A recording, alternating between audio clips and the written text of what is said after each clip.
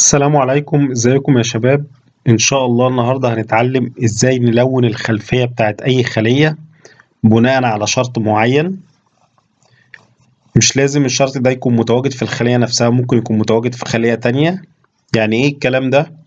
يعني انا لو عندي هنا مثلا التاريخ بتاع يوم من الايام 5/5/2012، 5/5/2012 هقارنه بالتواريخ اللي هنا. وقت ما التاريخ هنا يطلع لي 5/5/2012 لون الخلية ديت خليها لي صفرة، الخلية اللي قدام 5/5/2012. طيب هعمل كده ازاي؟ هعتمد على معادلة أو صيغة سهلة جدا، وهي إن أنا هقارن ما بين التاريخ اللي هنا مع التاريخ اللي هنا. طيب بس لازم هكون مثبت الخلية ديت بتاعت التاريخ. هثبتها ازاي؟ بF4. يعني ايه اثبتها؟ يعني هي لما اسحب هعمل لها كوبي وبيست ما تتجرش معايا، تفضل زي ما هي E1 اللي هي الخلية دي. ازاي بثبتها؟ عن طريق دولار ساين قبل العمود ودولار ساين قبل الايه، قبل الصف. هقول له لو E1 ديت بتساوي لي B4، او مش لو، هل E1 بتساوي B4، هل E1 بتساوي B4؟ فهيقول لي فولس، غلط، لا مش بتساويها، مش بتساويها.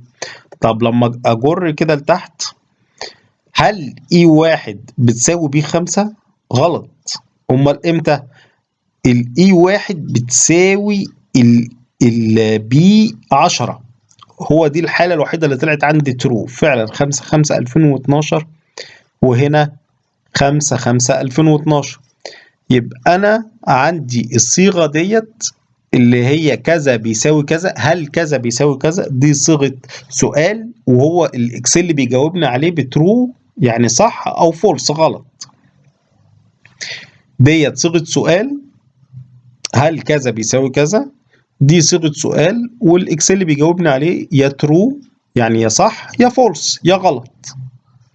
طيب كلام جميل. أنا بقى استفاد من ديت بإيه؟ استفاد ان انا اعمل كونديشنال فورماتنج او تنسيق شرطي. في حالة الفولس ما تعملش حاجة.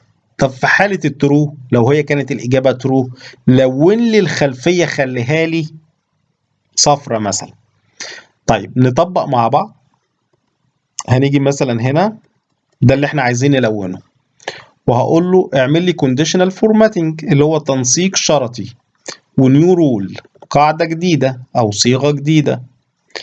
وuse a formula to determine which cells to format. استخدم الصيغ عشان تحدد انهي خلية هنعمل لها فورماتنج، انهي خلية هنعمل لها تلوين.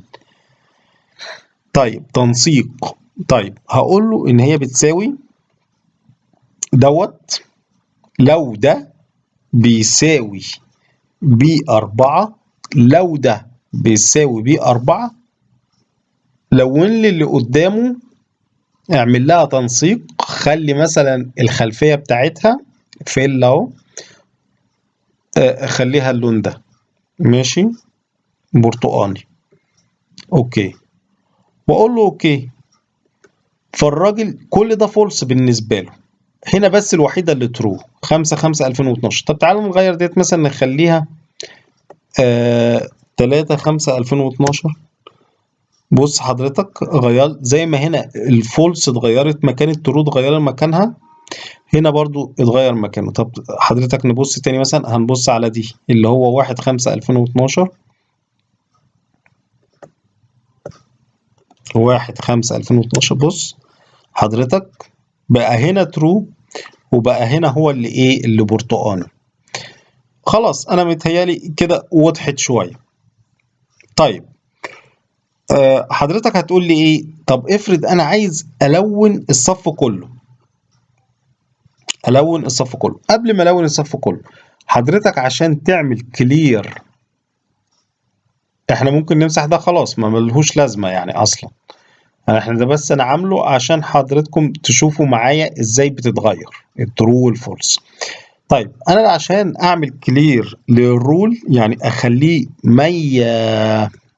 لو انا عندي كونديشنال فورماتنج او تنسيق شرطي وعايز الغيه، هروح اقول له كلير رولز وكلير rules from selected cells وخلاص كده اتشال التنسيق الشرطي. طيب معلش نعمله مرة كمان عشان اسيب لحضراتكم الملف للي عايز. conditional formatting new rule وهقول له use formula وهنا بتساوي دوت لو بيساوي ب4 اعملها لي خلي لي الخلفية صفراء. اوكي طيب حضرتك بقى لو عايز تلون الصف كله هنحلها ازاي؟ سهلة برضو ان شاء الله. هنا هقول له ايه؟ هنستخدم برضو الصيغة، هقول له بيساوي لو ده بس ثابت، هل ده ثابت بيساوي ده بس العمود ثابت،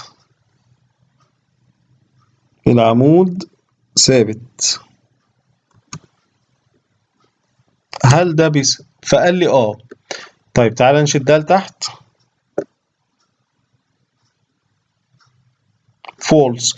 طب انا عايز اخلي ديت 29/4 مثلا 29/4 بقت كلها فولس عشان تبقى عينينا على واحدة بس، ودي اللي 5/5 اهي ترو اهي عشان دي ترو.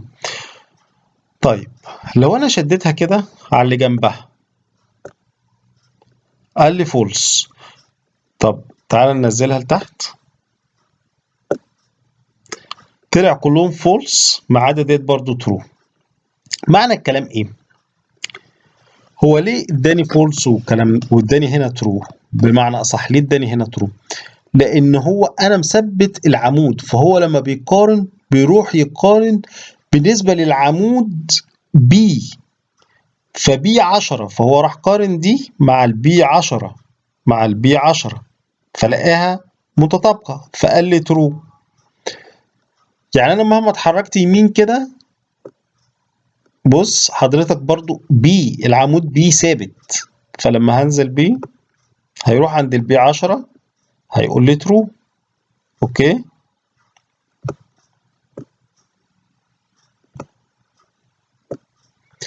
طيب نستفاد من ده ايه؟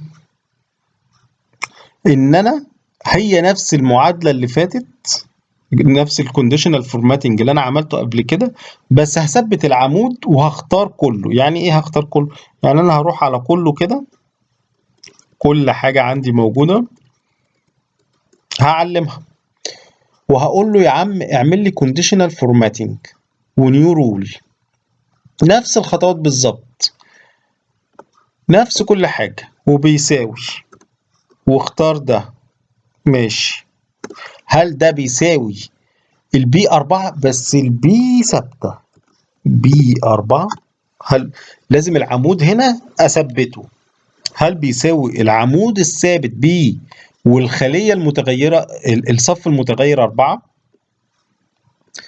والله لو بيساوي خليها لي الخلفيه باللون ده واقول له اوكي. بص حضراتكم عمل ايه؟ راح جاي لي عند دوت اللي هو ترو ترو ترو ترو ترو وراح ملونه لي. طب تعالى كده نغير نخليها مثلا 11/5 سوري 11/5 شوف حضراتكم. طب نخليها مثلا 2/5 اوكي. طيب انا هسيب لحضراتكم رابط الفايل للتحميل من يعني لو حضرتك على الفيسبوك هيبقى في الشرح، لو حضرتك على الفيسبوك هيبقى في اول كومنت، لو حضرتك على اليوتيوب هيبقى في الشرح. اوكي هشوف وشكم على خير، مع الف سلامة.